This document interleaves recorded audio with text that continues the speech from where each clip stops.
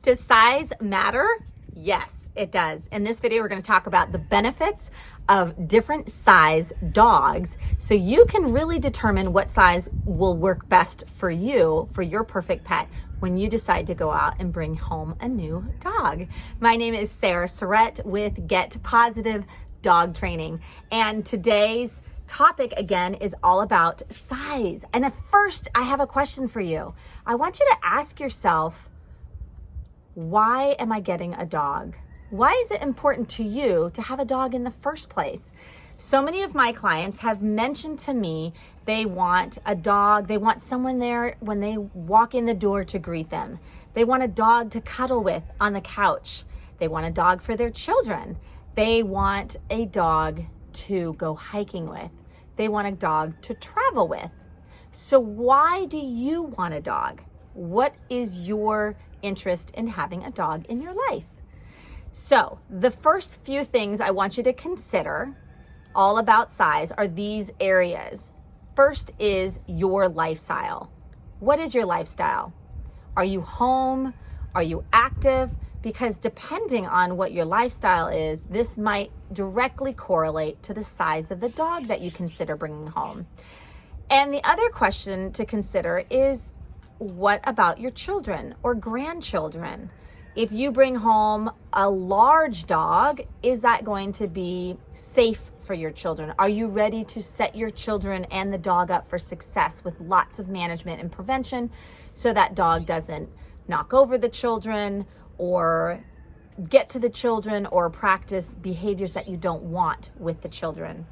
The other thing is cost. I want you to consider the cost of your dog, because the smaller the dog, the less food you have to feed your dog, which is a monthly expense. And the bigger the dog, the bigger the poops you have to clean up. So that's something I want you to consider as well. Next, I want you to consider the space that you have in your home. Do you have a yard? Do you have a front yard? Do you have a backyard? Is it gated? Is it safe? Are you in an apartment? Are you in an easy accessible place for a dog of a large size to be able to romp and roam? What is that going to look like if you bring home a small dog? Will they have a place to pee in the house on a potty pad? Or will you take them out to the balcony? What about a large dog? Where are they going to go? So this is an important thing to consider when bringing home a new dog, because it's not fair to the dog if you keep them locked up in an apartment all day for 7 hours and try to get them out to go potty. It's just not fair. We want to make sure that we're giving them ample space and fulfilling their needs as well for exercise as well as stimulation in the environment. Okay. Last, I want you to think about your strength. Whether you are a senior or in your 40s or you're just out of college, how much strength do you have? Because you can go with a big dog that has a lot of power and can knock you over or pull you to the ground, or you can go with a small dog, and sometimes those little small dogs are very mighty. But that's something you might want to consider, is the size of your dog in relation to the strength and how much you want to be able to walk without feeling like you're not in control, or being able to hold the dog should he get excited about seeing your best friend come into the house or across the street, or seeing his best friend who's a dog walking down the street.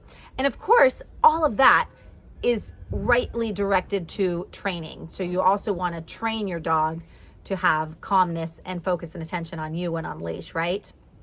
All right, so let's talk about the different size, because if your strength and your yard is not up to par, you're gonna probably wanna avoid the large breed dogs like the Bernese Mountain Dogs or the Mastiffs, which range from 110 plus pounds, all muscle and strength, right? And then there's also the 60 to 80 pound dogs like the Labradors and the Goldens, maybe some of the Pit Bulls and the Shepherds. So ask yourself, what size dog would you see in your home? Now, if you already have a dog in your home, maybe you already have a large breed dog and you'd like a small dog. The small dogs are usually there's medium and small, but I kind of lump them all together. And under like the 25-pound mark is considered more of the small. And then there's the toy group, and some of these are toys as well. But you've got the Maltese, you've got some of the terriers, whether these are rescue mixes, mutts, or what. They all can fall under this 25-pound and under category. You've got Chihuahuas, you've got some Boston Terriers, some Pugs, all those mini doodles. Anything mini is usually going to fall into this category. And they're just not going to need as much space.